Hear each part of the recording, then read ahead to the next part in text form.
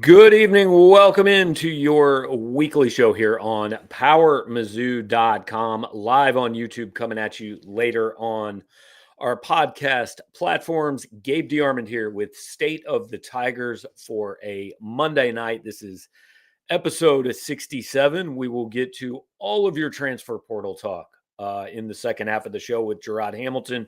We are going to start with a little SEC basketball talk, get to that in just a minute. Remind you, as always, running across the bottom of the screen is information for you guys to get in touch with our friend James Carlton at State Farm Insurance. That's carltoninsurance.net. You can give him a call at 314-961-4800. Those NIL dollars are being spent every single day. So if you get in touch with James, you get a quote from him. You tell him you heard about his agency on Power Mizzou. He's going to replenish a little bit of that NIL money at the University of Missouri just for calling him up and getting a quote. But we think you probably will go further and make him your insurance agent. Once again, 314-961-4800 to get in touch with James.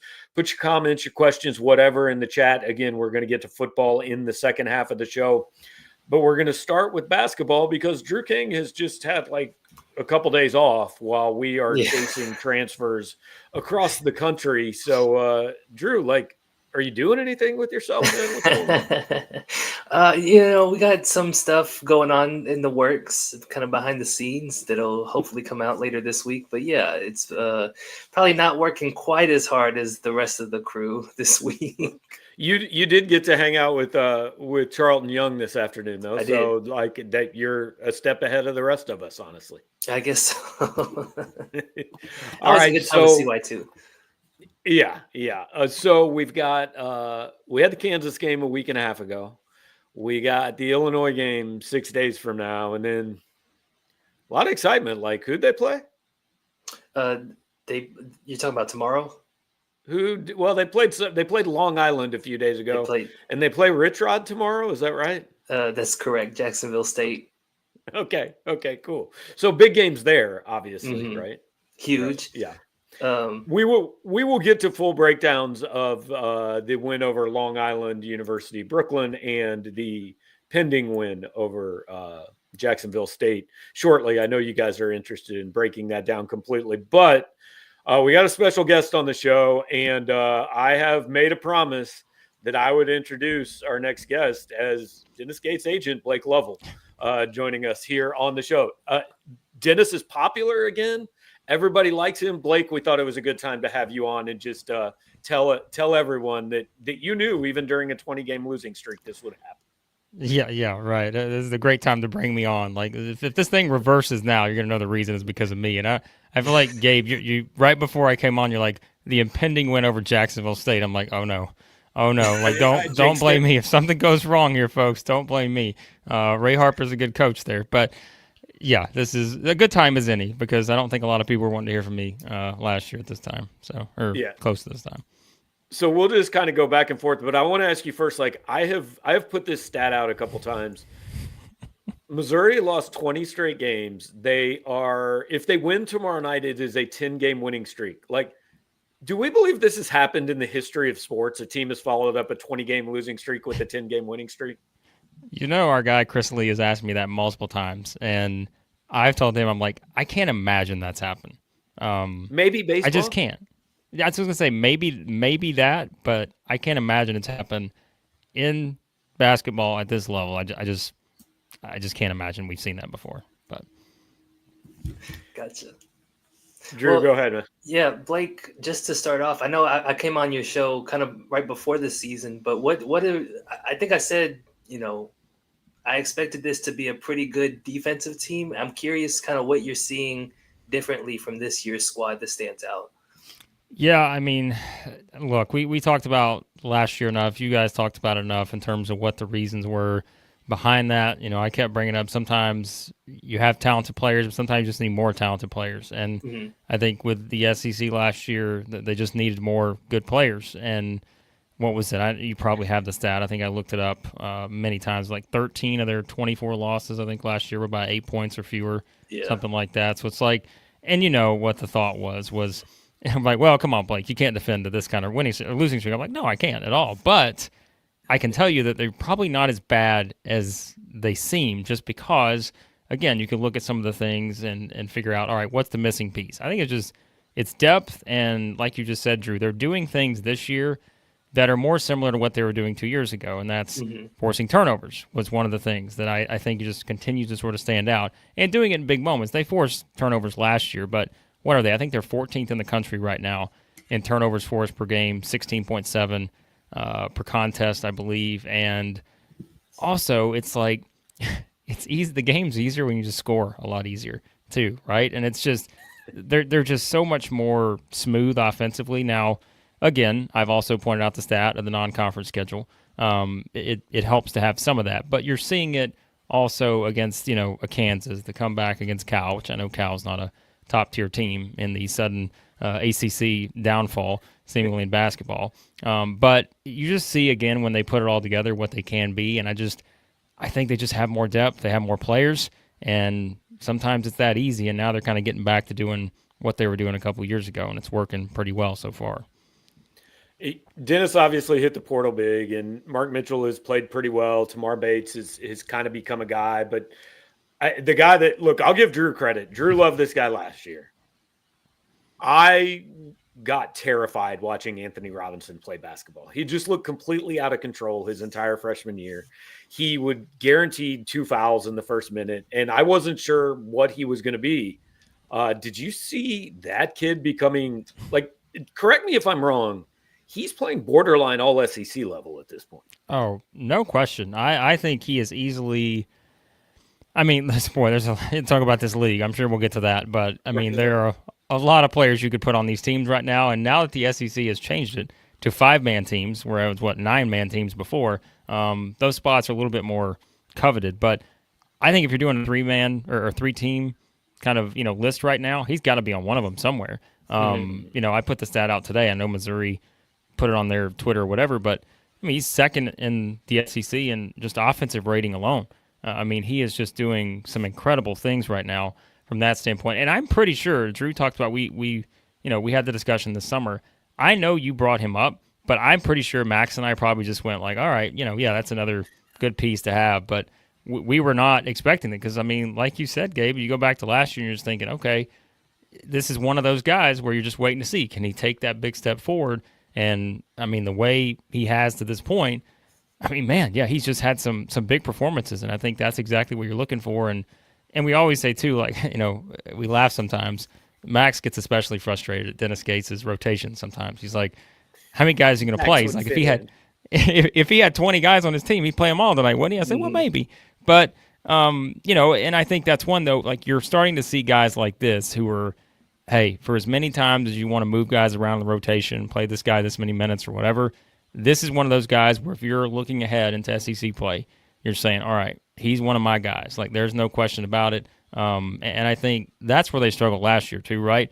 Was identifying, like, what was that group of guys that was going to get them to where they needed to go. Just could never seemingly figure it out. But this year, like, you're already seeing these guys emerge like this who, again, a lot of us probably coming into the season would have said, I don't know where that guy maybe is going to fit into this, 8, 9, 10-man rotation. But now, like, he's one of those dudes. He better be on the floor because that gives you the best chance to win against those kind of games or those kind of teams, probably. Yeah. Well, just to stay on the subject of guys I was right about, I wanted to ask a little bit about Josh Gray, right? I feel like I've written a couple of times he's unlike a player Dennis has had since he got to Mizzou here. And so I'm curious kind of what has he done that's changed the look of Mizzou at that center spot? Yeah, and Gray is one of those ones, too, where we'll look up at the box score and we're like, oh, yeah, he played this many minutes, but he did this. But then he'll go and play this many minutes, and it's just – and we probably don't talk about this enough, but I don't think we can probably underestimate the role that he played last year for that South Carolina team. Mm-hmm. And, again, the stats were not overly sexy or anything, but it was just when you knew when he was out there, he was going to play a key role based on – how South Carolina played last year. I don't think Missouri's playing the exact same way that South Carolina did to win, but I just, he's not someone where you're expecting him to go out and score 10 points a game. Like, you just don't need that, but you need somebody who is acclimated to the style of play in the SEC.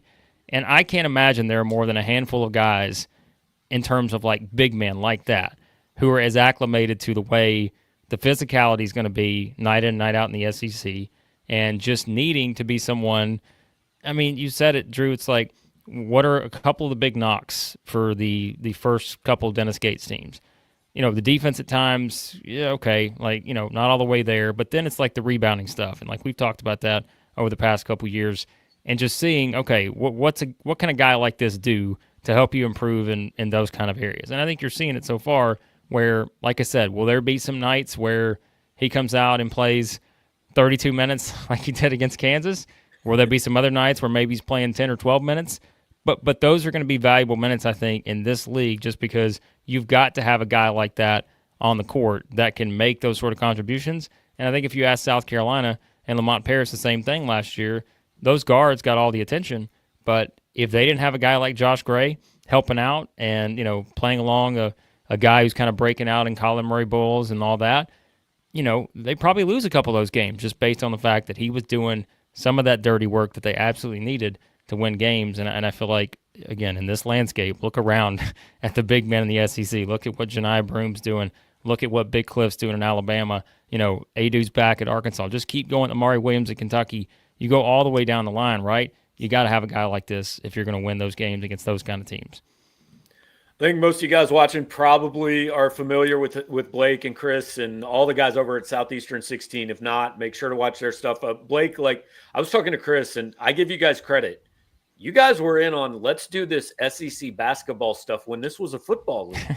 Now all of a sudden, many people are saying this is the greatest conference in the history of college basketball. Now, it helps that you have 47 teams in it, but right, of course, I think legitimately, unless you're Auburn or Tennessee, and maybe you're getting Georgia or South Carolina at home, I'm not sure there's a single game on this schedule you look at and say, yeah, I know who's going to win that one. No, not at all. And I'm just like, that's what we play that game too sometimes. I have to ask these guys, I'm like, hey, am I being too biased about the SEC? They're like, Blake, this has not really been done before. Like in what they're doing right now, they're like, you're pumping them up, but like, what else do you say? And I'm like, yeah, you're right. Like it's, and people are comparing them to, I don't remember the exact years. I put the stat out a couple weeks ago, but it's like, you go through Ken Pom and all that, and it's like 98, 2003, ACC. There was a Big 12 in there several years ago, maybe 7, 8 years ago, in terms of like the power ratings of the conference. But I keep going back and saying, wait a second. Those conferences, especially those ACC ones 20-plus years ago, had 9 teams in it, not 16. And so you're talking about this many teams are that good. And I think it's like, so to me, that separates itself versus just when I look at the metrics for those ACC conference, I'm like, a lot of that was carried by the fact that Duke and North Carolina were just simply invincible. And their ratings were so high that it was bringing up the conference. Whereas this year, I mean, you could, again, go down the line. The SEC is 144-20 in non-conference play. You've got, 3 undefeated teams, 7 one-loss teams. It's just remarkable. And I think just the more you look at it now, I also put out the thing today. I don't know if you guys saw this, but I thought this was just fascinating. So what I did was I combined and averaged the opponents in Ken Pom. So if you take the Ken Pom ranking of every single SEC team, you combine them all together to get the conference strength of schedule, right? So number 1, the hardest schedule as of right now is Vanderbilt. 27.4 is the average ranking of the teams they're going to play in conference play. The number 16, so all the way to the bottom, 27.4. The team at the bottom is Texas A&M at 33.8. Only 6 points separates the toughest schedule, right? And the easiest, again, boy, put the 2 fingers up for that one, and the easiest. There's no other conference that I've seen something like that, where you just have that little bit of a gap between the number 1 and number 16 schedules. And so, I mean, like you said, Gabe, I mean, right now, how many quad 1 wins are available to you once you get to SEC play? As long as these teams don't drop any of these games over the next couple of weeks that you shouldn't drop, it's going to do nothing but help you. Now, obviously, you can't go over, you can't, go 3 and something, but you have so many opportunities, and it's a league that really doesn't even need that many opportunities based on what they've already done in non-conference play. So it could be unprecedented in terms of how this thing plays out. And so, Blake, how many teams do you think realistically could get in at this point? Because I think Joe Lunardi, his last bracketology, he had 12 teams in, and he had 3 more in the first 8 out. Yeah. So it's stacked. So how do they get as many teams in there as possible? It's going to be the college football playoff. They're going to end up with only 3 teams, and they're going to have like the first 9 teams out.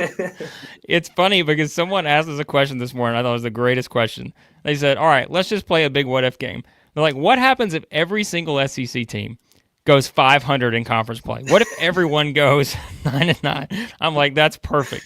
Because what would you do then? I'm like, well, they'd probably still get almost every team in. Like, just because, from that standpoint. Of course, I joke about that, but it is a great point to where I've seen some people put out bracketologies right now where they got 14 of the 16 in. And I'm just like, is it that crazy?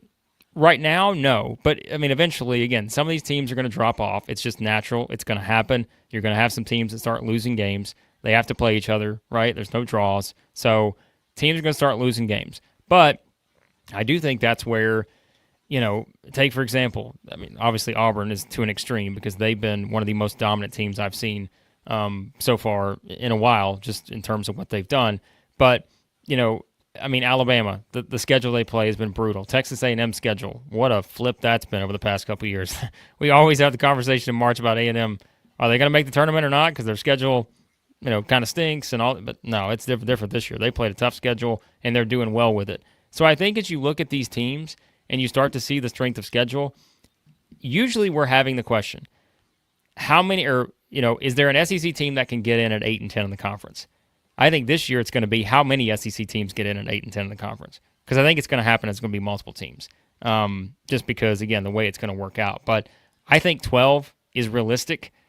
Above that, maybe not. But I do think 12 is a realistic number if the next couple weeks everyone continues to stay on pace.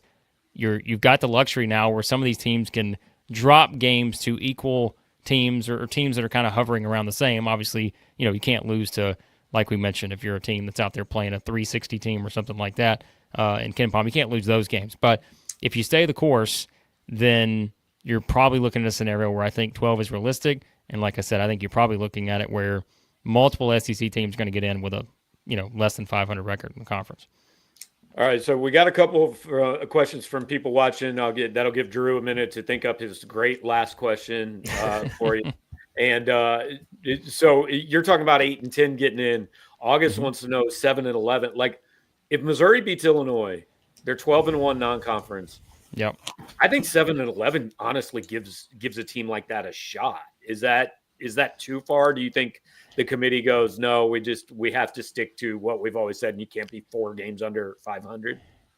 I think this year, because of how different it's been, I think you have a shot. Now, the thing with Missouri is the overall strength of schedule right now in the non-conference, I think, will hurt them in that scenario. And, even with a win over Kansas, even with a potential win over Illinois, I still think that's going to hurt a little bit. But, it also comes down to sometimes the good wins can outweigh the average losses in SEC play. So, if you beat a Missouri, if you beat a Tennessee, and let's say you lose to a, I don't know, Mississippi State or maybe a Georgia, someone like that, that's, kind of right there, bubble range, something, in that scenario. That probably doesn't hurt you as much as the big win's going to help you. So it probably is, it depends, which is, that's the only answer we can probably give. But I do think this year I would not be stunned, depending on who the team is, if they were to go 7-11. The other one from Sam, this is what everybody wants to know, right? They ask us every day. And Drew and I have gone back and forth on this. Have you seen enough from Mizzou to think this is an NCAA tournament team at this point? Well, and specifically, should that be the expectation for them? Right. I draw a line between goal and expectation. It's everybody's goal. Should you expect it? I think that, like I said, if you look at it right now, the win over Kansas is obviously doing a lot of the work. And that's not to knock them for anything else they've done, right? They're just beating teams the way they should beat teams. Eastern Washington is furious with you right now. Right. It's like that, and that's the thing is, you can only go on what you've seen to this point. And I think when they won that game against Kansas, I saw enough to say, all right, how many teams are winning this kind of game in the SEC? And there's probably, even as good as the SEC's been, there's probably several of those teams that I'm like, I don't know if they're winning that game. But Missouri won that game and played really well, I thought, in doing so. And so from that standpoint, now you've gotten a little bit more consistent. I'm going to knock on wood here, Missouri fans. You've found a bit of a rhythm. You're finding ways to win games like that. Now we just need to see you in more of those kind of games. And right now, I think, yes, Gabe, I think you're right. Goal, make the NCAA tournament. Expectation, this just isn't for Missouri. This is for, I don't know how many teams I could say this about in the SEC, but I mean, yeah, like it's probably the expectation, but again, some of these teams are going to get left out. Like it's just going to happen. Even if you get 12 teams in, 4 teams, which probably, I would say all but South Carolina and LSU right now. LSU took a bit of a bad loss. They got an injury situation with Jalen Reed. I think that's going to be tough for them long term. But I'd say the other 14 teams, they're like, put us in right now. And I'd be like, sure, I can make an argument. Absolutely. So I still think Missouri, talent-wise, can probably be better than, let's say, Vanderbilt. I think Georgia is interesting. I go back and forth on them a little bit. I think Texas is kind of, they play a non-conference schedule that's not too great, and so I'm a little down on Texas. So if you're doing it in that scenario, sure. I think Missouri can be a team that gets in the NCAA tournament, and I think they're better and have the talent to do so.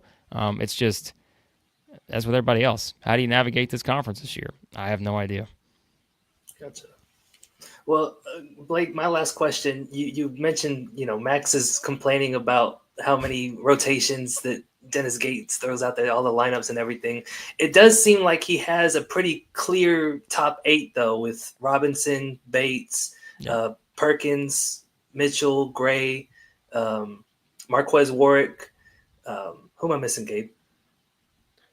I don't know. I'm looking at Aiden Shaw, and then Shaw, yeah. Aiden Shaw, Caleb and Grill. then Caleb Grill when he's healthy. Yeah. Oh, right. Grill. Is there anyone else that you feel like should be getting an uptick in minutes here? Has there been anybody who's impressed you? Say Trent Pierce. I was about to he was the first name that came to mind, so I'll play to that. No, I think Pierce would be the first person that would pop into my mind just because, and I've seen, a lot of the reaction there, and obviously he just came off of his best game, against LIU there. But I do think he's someone that, would I be surprised if, let's say, hey, we're getting into the middle of SEC play and we're looking up and saying, all right, there's a guy that people weren't talking enough about. He wound up finding a way in the rotation, playing X amount of minutes, something like that. Not at all, because I think, again, that you can see that the upside's there. You've seen that in some of these games so far in non-conference play. It's the same thing. Now the competition's about to step up, not just every 2 weeks, but every single night, in the SEC. And so how do you kind of fit in? And like you said, Drew, I mean, there's no doubt, like Dennis Gates, I think once he finds that group, like he's going to roll with it. And sure, he's been experimenting a lot, but he's not unlike other coaches too at this time in the year where he's experimenting, trying to find things that work. But Pierce would be the guy that would come to mind first in that question. So, all right, we'll finish you up with this because you know more about this league than anybody I know. I took a shot at it this morning. This is how I divided the league up into tiers. You just tell me where you disagree. Tier 1 is Auburn and Tennessee by themselves. Tier 2, I had Florida, Kentucky, Bama, and A&M. Tier 4, I had Georgia, LSU, and South Carolina, which means Tier 3 is literally everybody else because on any given night, I don't know. So you got like 8 teams in Tier 3 that I don't know which one of them's better than the other. I think I would move Georgia into Tier 3. I think LSU and South Carolina are probably the two that I'm seeing maybe fall behind a bit. I think LSU more injury related than anything because I think if they had Jalen Reed, I don't think they would fall in that scenario. But I think right now they probably will. Vanderbilt, I think, is definitely in Tier 3 because I think they're kind of the sleeper that's probably not going to get talked about a lot. But I could see them winning some games this year against teams they shouldn't beat.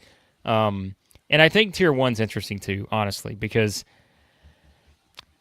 I think Alabama is back in Tier 1. And I think Kentucky at full strength is probably also in Tier 1. And maybe, though, maybe Auburn's Tier 1.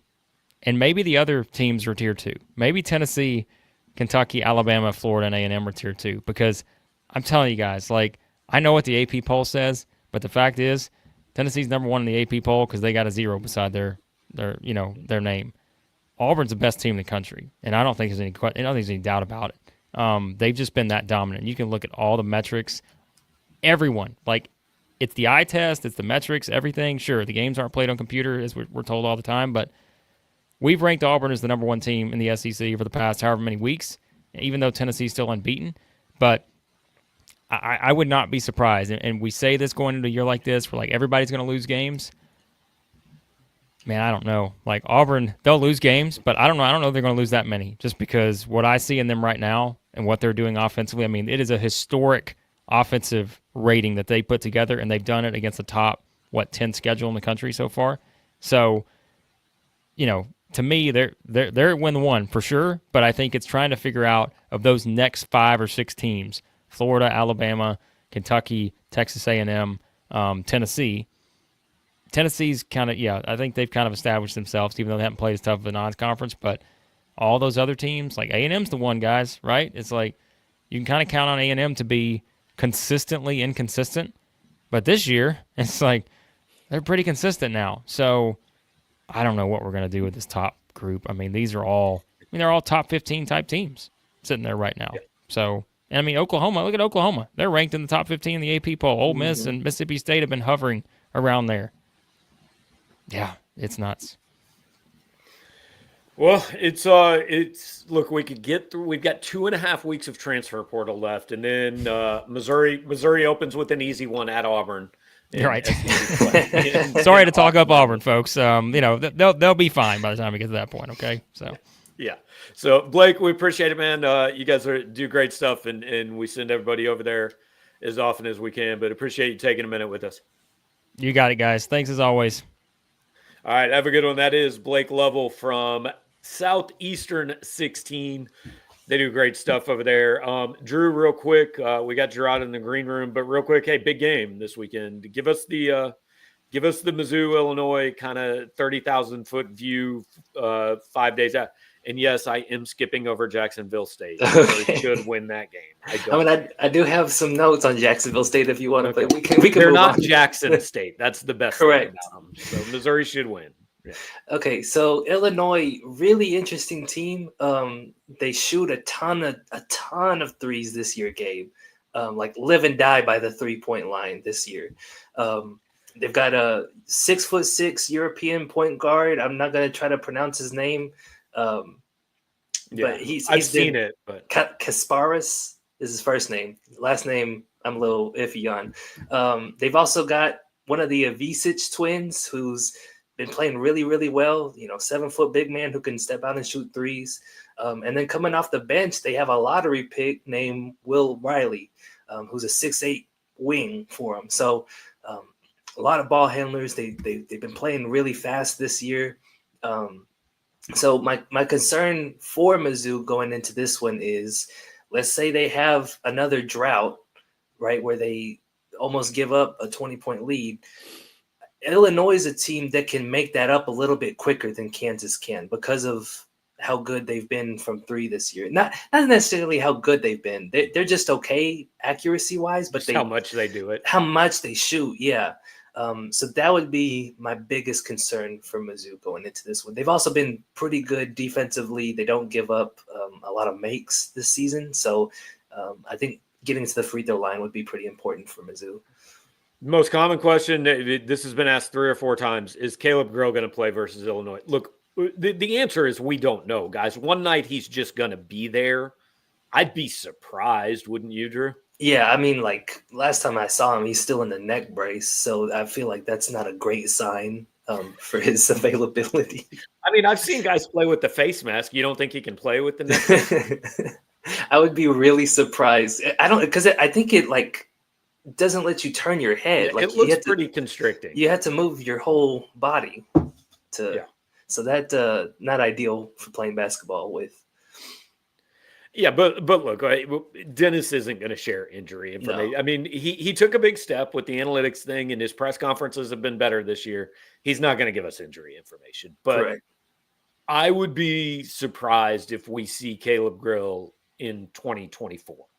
right? Like the earliest I'm thinking is probably, I'm not sure you want to bring him back for January 4th at Auburn, but like that's the earliest I would think. Yeah, I would agree with that. That's kind of been what I've been expecting, just because like these non-conference games don't matter all that much, especially like the big one against Jacksonville State tomorrow. But yeah, like I think that getting him back for hopefully early SEC play, like I think that's kind of been the target for him. I don't know that for sure, and we're never going to know for sure. But like you said, he's just going to show back up one day. This is a good place to leave it. Jason says the neck brace is going to come off in game, and then he just comes off the bench like a WWE. I like it. That's perfect. Yeah, I love it. All right, Drew, appreciate it, man. Enjoy. I got a party popper real quick tomorrow. Oh, okay. Let's talk with that. There you go. All right, it's officially a Power Mizzou show with Drew King. Thank you. There we go. See you. All right, we'll talk to you. Drew's gone. In his spot, Gerard Hamilton, who I don't know, Gerard, how many people have entered the portal and left the portal since I started this show 30 minutes ago? I hope none. I'm nobody we know of. I hope not. It's been a crazy day since this morning. I'm probably sure since you woke up. Santana Banner started it off with his commitment. Then we got the Kewan Lacey news. And it feels like every time one of us, you, me, or Sean, has something to do, we've never even had our full team today. Like someone's always out of the fold when something happens. But that's what happens when you got a team of three. Like there's still someone there to get you, but it's news all day. Yeah, so I'll give you guys a little kind of inside baseball. Basically, since the portal opened, Sean and Gerard and I have a group text, and it has been, okay, like you can go do things. We just have to know. The other two have to know. If it's so, like this morning, I'm going to the grocery store. Then Gerard had to drive his mom to the airport. Then Sean had an errand. So as long as one person is always there, I don't know how one person could cover this and everything that's going on by themselves right now, because we have three people and I can't keep up with it. Also, you mentioned Santana Banner. I want to tell everybody on this show, Santana Banner is my favorite Missouri football player, and I want him to be an All-American because the way this one went, like these transfers guys, they never talk. Like I've maybe gotten confirmation of a visit from two or three of them, but that's about it. So, we were hearing that Banner was committing, but nothing happened. So about 9:30, that's past my bedtime. I was like, all right, I'm out. We're probably not getting anything tonight.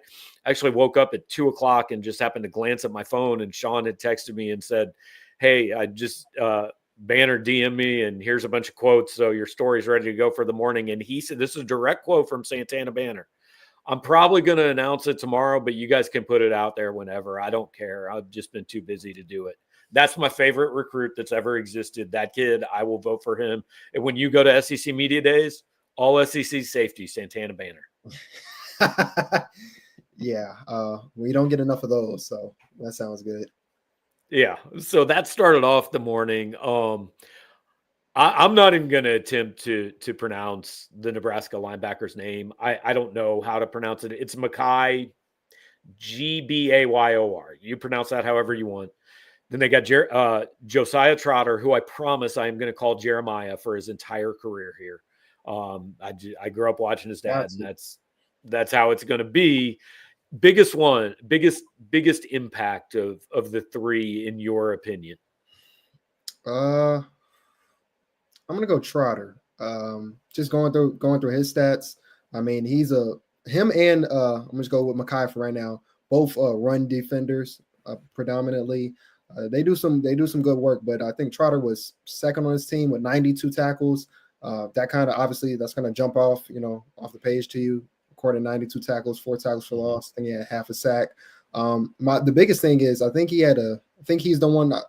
Guys, I've done like 4 or 5 analysis. Like I'm thinking too many people, but I think he had an 87.1 PFF tackling grade, and for as long as I've been here, so that's 2022 season, this team has always kind of not done as well as they've wanted to do in tackling, and so he'd immediately be number 1 or number 2 on the team as far as just being able to wrap up, and that's a big thing. So he can stuff the run, he can he can wrap up. He's not a great, great in coverage, but that's what you got a secondary for. So I think that's a pretty good addition. And I mean, he played one full year. He redshirted and was injured his first year. So, you're going to have him for quite a while. Yeah. I want to shout out Jason for the super chat back from our National Signing Day show. Appreciate that, Jason. I had forgotten. Had you not given us that, I would have completely forgotten, but I do appreciate you honoring what you said. I would go with Trotter too. And the main reason is the last thing you said there.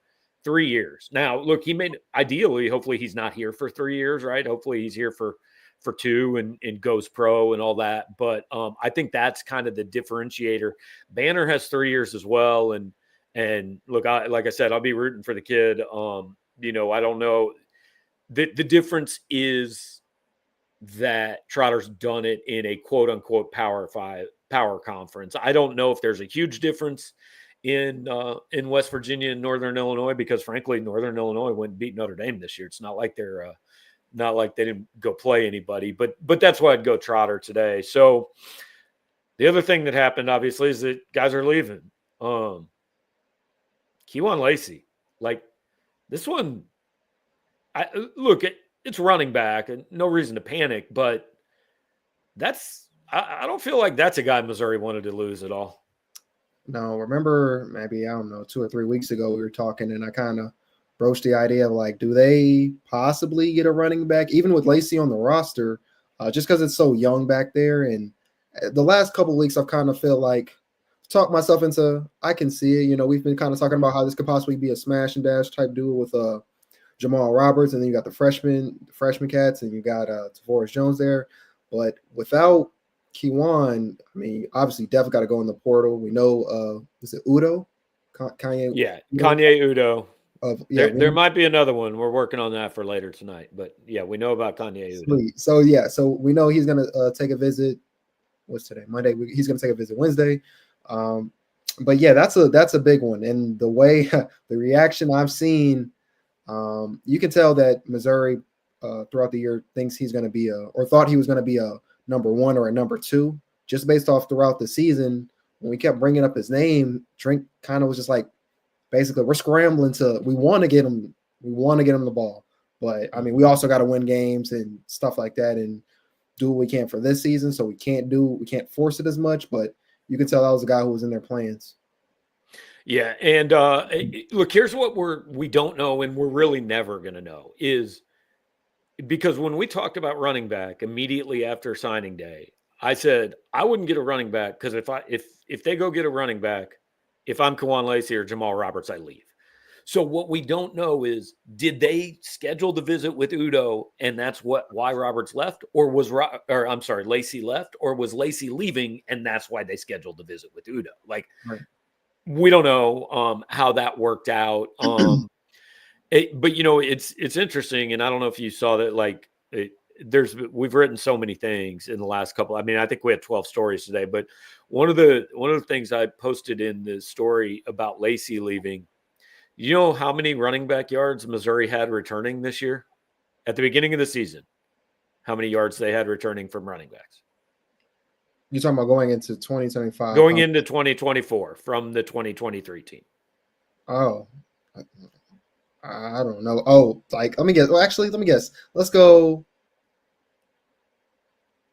57. I'm just guessing a number. -1 rushing yards. You're lying. No, because Nate Pete and Cody Schrader were gone. Right. And Jamal Roberts had 1 carry for -1 yard last year.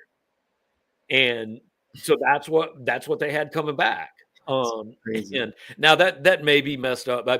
I may have missed a Tavoris Jones carry or 2 in there, but they basically, out of guys that were going to play, they had -1 yard, and they went out and put up pretty similar rushing numbers this year. So the point is, for next year, is it that big a deal? I don't know, but Lacy was kind of one of those guys that I watched him play this year, and I thought he's going to be a good one. Well, I felt like he could kind of step into that Nate Noel change of pace type of back. They like that. I can't remember what game it was. It was one of the last couple of games where I know they gave him like not a screen, but they threw it to the flat and he got a first down on what seemed like a 2nd and long, 3rd and long, or something like that. We've seen his speed. He did have a couple fumbles near the sideline earlier in the season, but you could see the potential. You saw the 4-star potential. You saw like that he can fill the Nate Noel role. So that is one that kind of stings them a little bit. But I mean, that's the portal. Hey, if Marquise Davis is good, if Brendan Haygood's good, you don't miss it. Sean Williams offering me an NIL deal to cover the Campbell Camels. I'm out, guys. Sorry, I got a better deal somewhere else. I'm in the transfer portal. I will be covering the Campbell Camels from now on. So we haven't actually done this show since Williams Nwaneri and Jaylen Brown entered the portal, but like I can't come up with anything. Like I can't have any outrage over this. This is college football in 2024. I just there's not much more to it than that to me. Yeah, I mean, it is what it is. We know what type of business this is. We know what type of business this always has been, but now it's up front and in your face, and it's legal. Exactly. So yeah, I mean, you can look at everything, depending on what side you're on, 2 ways. You can say like, wow, we just lost a top, a 5-star prospect.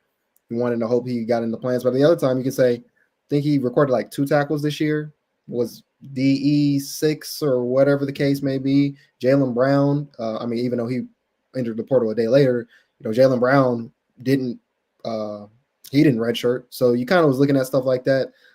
But then when you lose Jaylen Brown, it's just kind of like, I mean, you don't want to get these type of guys and kind of talk them up and try to fix them in there, and they don't play for you, especially with Nwaneri. That I know you've had your comments on, like, just making sure kids play and not get to use that red shirt if they're just going to leave and, save everything for another team. Well, and it's the balance, right? And I don't know how a coach balances. You get these really good high school guys, but is it even going to matter if you're bringing 12 guys into the portal every year? Like maybe he said they're signing 15 to 20 guys. Maybe it should be 10 to 15. Maybe they should go even lower if they want to keep bringing in this many portal guys. And none of this is blaming Drink or anything like that. This is just college football. And I don't really know how you navigate it. Let's get to the main thing now. Missing on the higher profile portal QBs, Travis says, because Drink doesn't promise them the starting job. So guys, they've missed one. Miller Moss visited. He went to Louisville. And if you take Miller Moss at his word, and I have no reason not to, the main reason is because he believed in Jeff Brom's ability to develop him to play quarterback at the next level a little bit more than he believed in Eli Drinkwitz's ability to do that. And given the track records, maybe that's fair. But they haven't missed this big slew of quarterbacks. They've missed one guy. We would expect them to bring somebody else in, and promising a guy the starting job doesn't have, like, yeah, a coach might tell somebody you're our starter. It means nothing. If he comes into camp and Sam Horn's better than he is, he's not going to start. Doesn't matter how much they paid him. Doesn't matter what they told him in recruiting. Like years and years ago, somebody told me this. The coach that recruited you, everything he said to you, like that guy doesn't exist the day you get on campus. Everything, recruiting is about telling kids what it takes to get them here and then just forget it. Like maybe you said it, maybe you didn't. And I know that'll offend people, but that's how it works. It's a trap. It sounds like a trap, but it low key is. Yeah, here's what you want to hear. And there's definitely truth to it, but what they don't tell you is, and maybe some of them do, and maybe that's why Drink isn't getting them. But yeah, some of them say, here's what could happen. Here's the depth chart. Here's what we got, the facilities, players, all that good stuff. But it's not until you get there until you realize, like, you got to earn it still. I mean, just because just because NIL exists and there seems to be opportunity, that doesn't mean you're going to be given that, and for good reason. I mean, think about other players on the team who've been on the roster for a couple years, eyeing that same position, and now just because you paid someone, unless it's a Caleb Williams or one of those guys where it's just like, he's entering the portal. We know where he's going. He's going because of X, Y, and Z. Yeah, you can't just offer this guy however much money and then give them the job, and they haven't been in the system yet. They haven't shown or proven anything. And it doesn't matter how good they are. Yeah, I mean, it just, you haven't done it on this campus, in this system, or whatever the case may be. So, I mean, if Drink is not telling kids they're not going to start, I mean, I get why some will be mad, but I also get why, like, I mean, that's better to be up front. Yeah. All right. Odds the next Mizzou QB is not even in the portal yet. I don't know. I guess possible. Yeah. I mean, but like quarterback, I don't feel like quarterback is a position you can kind of wait around and go, well, let's see who pops in. But here's the other thing, guys. Like, portal entries aren't really surprises to most coaching staffs across the country.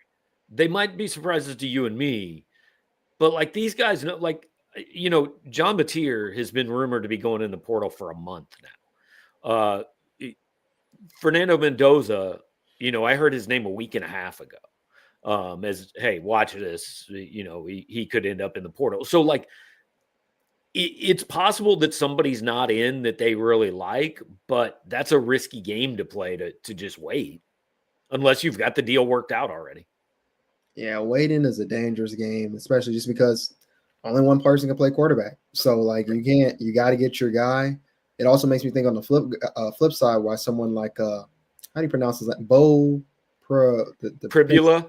That's what I'm saying. I don't know if it's right, but that's why I can see why a guy like him on the flip side is thinking, sure, I may miss a chance at a championship, but Drew Aller's likely to return, or I guess he has announced. Yeah, he actually said today. Yeah. Oh, okay, so he's going to return next year. If he waits until after their playoff run, if that goes way too long, past this weekend, that's a guy who's kind of stuck, between a rock and a hard place because he's not going to start next year anywhere. So I get both sides of it.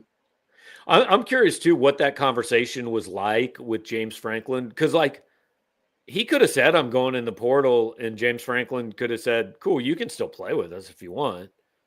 That's what was it Dillingham or Arizona State coach? Is that his name? Yeah. That's what he said his kids could do.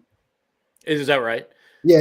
He said that he wouldn't stop them and he'd treat them all good and all that stuff. So now the tough part about that obviously is, hey, this kid's also got to take visits this week, right? So if they're practicing for a playoff game, he can't be gallivanting around at 4 different campuses seeing where he's going to play next year. So it's a tough deal. Also true. And also the kid's got to protect his value. I know he's the backup, right, but he's played some. And if he gets hurt or is he taking brutal licks and all that good stuff, in these games, you understand why he's doing it, but that's hurting his value. And I guess the players got to protect themselves long-term if they're trying to get to where they want to be, which is go to a program where they can start at. I'm going to out myself. 24 hours ago, I had never heard of Beau Pribula. I didn't know who he was.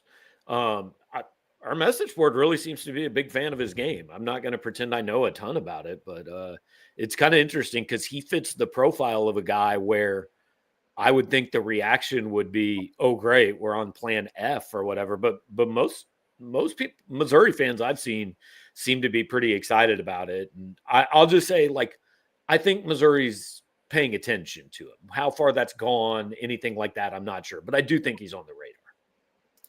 Yeah, we're in the same boat. We've kind of got an idea for obviously the kids in your conference. Once you start going to other conferences where I don't even get to see Penn State play. Well, and like I know who Drew Aller is. Outside, but I don't know his backup. Yeah, like outside of their stars is what I mean. Like I don't know the second string quarterback. I don't know the number 3 wide receiver. It's not right. I don't know those. Right. Guys. What do you think about this rule? If you commit and wear competitors' gloves, you stay on the practice squad all year. I think that's a funny one. I mean, might as well, let's see. Is Horn playing baseball this year? Honestly, do not know. Somebody is asking about, I guess that's Alan Bowman, who's in like his 19th year of college. Yeah, I just seen something.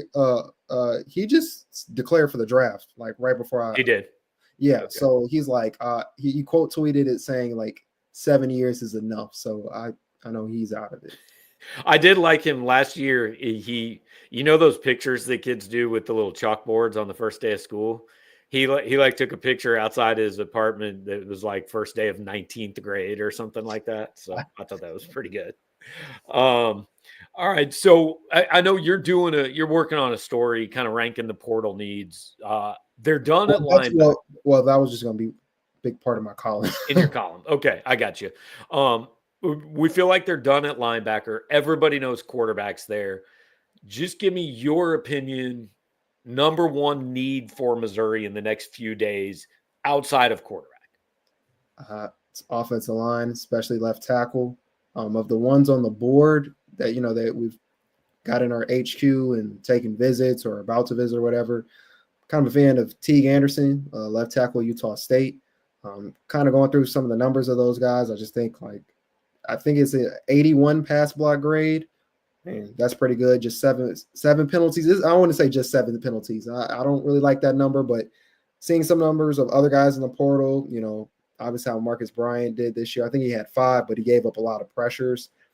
I think Anderson gave up maybe 9 pressures, 2 sacks. So it's not the greatest, but I feel like he may be one of the better ones of who's visited right now. Yeah, I'll be interested to see. I mean, because we talked a lot, like they made it, Caden Green, and I think Caden Green got a bad rap this year. I think he got better as the season went on, and he's a sophomore, and I think he's going to be a good player. But Marcus Bryant popped in the portal late, and he became this guy that it was like the 5th quarterback in the draft that all of a sudden everybody goes, well, we got to trade up to number 9 or we're not going to get him. I mean, Marcus Bryant became this thing that I don't really think it was fair to expect him to be. And so I think you've got to be a little bit careful when you're going offensive. I think it's bad news if Missouri has 3 starters out of the portal on the offensive line next year. I think so. In my head, because we know they need a left tackle, right tackle, and a right guard. But one of those replacements at least has to be in-house to me. Yeah. Well, in my mind, it doesn't mean they're going to do it. I just keep thinking they'd move Green to left tackle. I know he did pretty much all the spring ball at left tackle earlier in the year. You have 2 guards come up on your bench, and then you just get another, tackle out of the portal to kind of fill that spot. But I don't know. They got a lot going on there. And we've said this, and I've messaged you this plenty of times. We've said it plenty of times. If you're in the portal looking for a left tackle or any really offensive lineman, you're not going to get a premium one because premium tackles or premium offensive linemen in the portal don't really exist. You're not going to find Joe Alt or Javon Foster or any of those, top tier guys in the portal, and there's nothing wrong again, if you see one of them, they're probably going somewhere to follow a coach or, something like that. So kind of temper your expectations a little bit.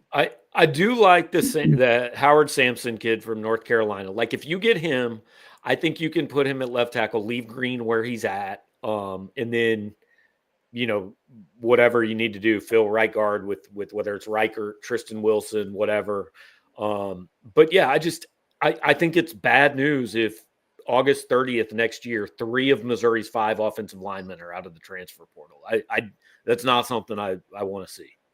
Top of that, I mean, thinking back to last year's signing class, then they brought in 3 or 4 guys in. Python Chandler, Curtis Piegler a couple years ago. So you've got some guys that you think about time, especially Logan Riker. In my mind, I've already penciled him in, and he's got to have one of those guards. I mean, if it doesn't happen this year, it's then he's in the portal next year. He has to be. I mean, same with Tristan Wilson. I'm not trying to be. Look, this is a business now. I don't mind talking about things like this. If those guys aren't good enough to play next year, then you got to go find somebody that is. Yeah. So, it's kind of I think you got to know that after spring football. Yeah. Well, yeah. When the portal opens back up, not too long after that. So, yeah. Also, we just said about quarterback. I think for any players you're getting after this first window, to me, I'm kind of already like, A why? little shaky. Yeah, Right. why are you here after spring ball or whatever the case Agreed. may be? Agreed. All right. Aiden has a question. I'm going to add one option to this. Would you prefer the quarterback from Cal, Malik Murphy from Duke, and then I'm going to add or other? Like this is you picking the quarterback you'd go after. And it has to be available. Like you can't just go take Jackson Arnold, who already committed.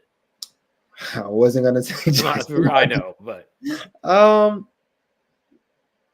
I go Mendoza. I mean, was it 16-5, 6'5", 225 or something like that? I mean, you want a quarterback. That's usually some of the stuff you like to hear rattled off. I mean, throw the ball quite a bit. Why not him? Malik Murphy, it just, I don't know. I don't know how I feel about that one per se. And I don't know who other would be. When you say other, I just think of Bo instantly. So yeah, I mean, it could be him. It could be just kind of fill in the blank of like unproven guy that comes in here and wins the job. I'm not. I forgot where I wrote this at, but unproven. Listen, you've got one of those. His name is Sam Horn. You don't. No. If you're going to do that route, go with what you already have, and go with him. But it can't be no others like that.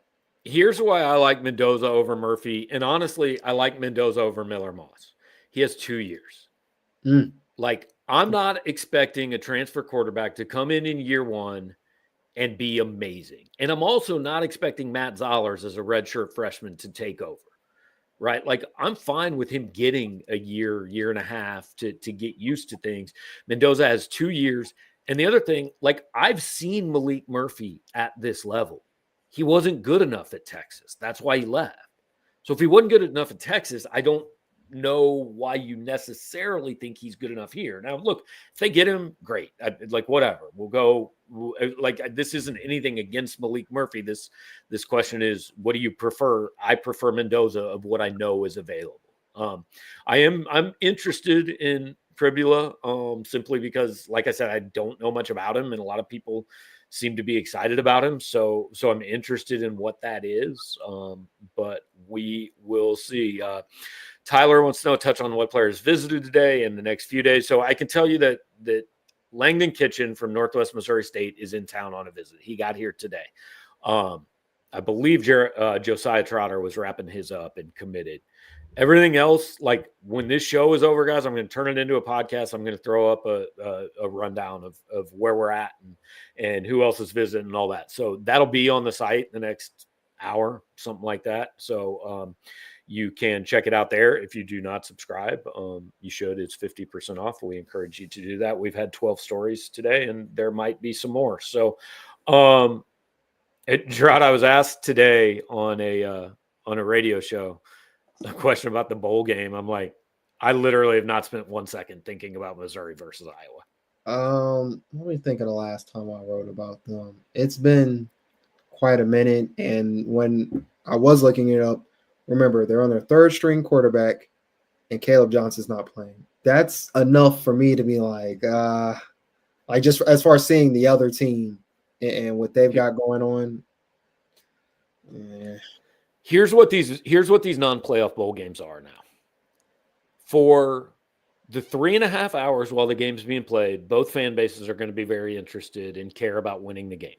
And then for about 3 hours after the game, the team that won is going to say, hey, that's awesome. I'm glad we won another game. Great finish to the year.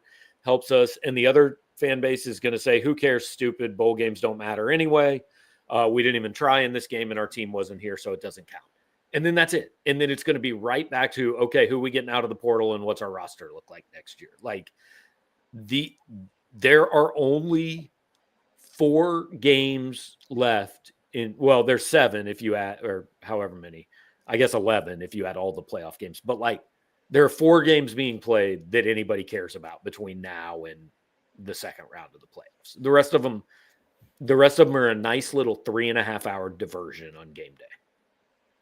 Yeah. December 30th, it is 2 weeks away. Feels like 5 Weeks months from away. today. I've not thought about. I haven't had a chance to think about it. And how many guys are going to be in that game that were like, well, I don't even know who that guy is. I didn't know he was playing. Not, I mean, we'll know the Missouri guys, but like, I don't know who Iowa's backup running back is. Yeah, no. Like I said, it was Caleb Johnson. No, he's one of the top backs in the country. And after that,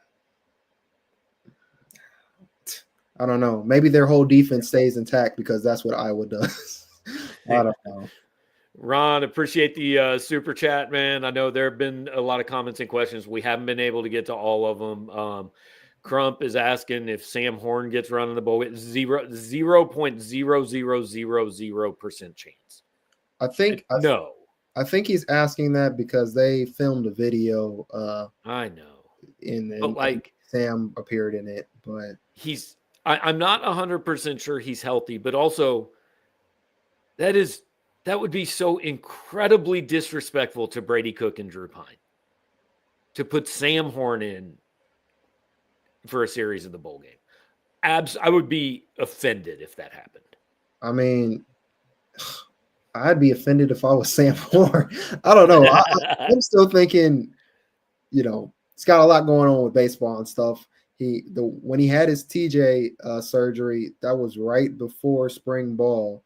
He's right around Valentine's Day. Yeah, he's projected to be out past that still. So he could have just been doing individual workouts, and individual workouts don't necessarily have to be anything with his arm. He could just be kind of working out, doing some of the on-field activities. I don't think he was running anything with the team, to be honest. But yeah, you can't put him in the bowl game. The portal and NIL needs to be corrected, or this will be the death of college football. College football's never been more popular than it is right now, ever. I mean, the ratings are through the roof. We are all going to talk about these playoff games for the next few weeks.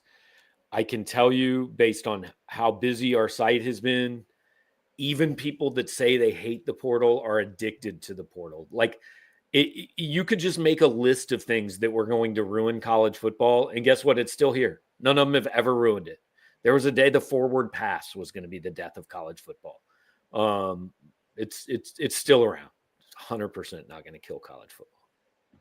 Yeah, I think I was listening to one of Pate's episodes on the way back when I was leaving the airport, and he was talking about the difference between college football and obviously the NFL is just like you've got your bowl games, you've got coaching carousel, you got the transfer portal, you got high school signing day was only like 10 days ago. Like you got all of this stuff at one time. And I'm probably missing something, to be honest. So you got all of that happening in the same month. So yeah, college football is going to continue to be popular. I do think it's they do got to rework or tighten some things up because kids are agreeing to stay somewhere. I mean, no, I don't know. I get it's a business, but no one is sticking to their word or at least to their name, to the paper. Right. They're signing deals that don't even matter. Like if there's no ramifications, I just feel like what's stopping a kid leaving pretty much anytime they dislike something. Like I don't know. It's kind of confusing. All right, so I got a comment and a question to end this thing. Drew King says they should take the forward pass away again. Gerard, how am I almost 50 years old and I'm not the old man on our staff? I don't know. Drew, how do you feel about the 3-point shot? Is my next question to you. Then you hate dunks, I'm guessing too. Like way too many one-handed passes. Any dribble between the legs just gets him hot. So he's only layups and textbook jumpers. Anything fun, Drew King wants those out of sports right away. Make sports less fun again. That's Drew's platform. All right, guys, I appreciate you hanging out with us tonight. Went a little over an hour. You got a lot in. We've got a lot more. Like I said, we're gonna have some stuff on the site later tonight. Could be another big day in the portal. Drew's covering basketball tomorrow night. Bragging rights this weekend. Crazy busy week. Had 300-400 people here hanging out with us. Thank you for doing that. If you were here live with us on YouTube, like, comment, subscribe, do all of those things. It really does help more people find out what we're doing. If you're listening on the podcast, share it on social media, leave a good review. And no matter where you're listening to us, get in touch with my friend, my insurance agent, even James Carlton at State Farm Insurance, carltoninsurance.net, facebook.com/Carlton Insurance as well. You can give James a call at 314-961-4800. You tell him you heard about his agency on our show or on our website. He's going to give you a quote, and then he's going to make a donation to Mizzou's NIL efforts. So make sure to get in touch with James. We appreciate you guys being here. I don't know the next time we'll be here because something crazy could happen in an hour and we might be back on here. I don't know. We'll be back eventually. Thanks for hanging out, guys. Talk to you next time.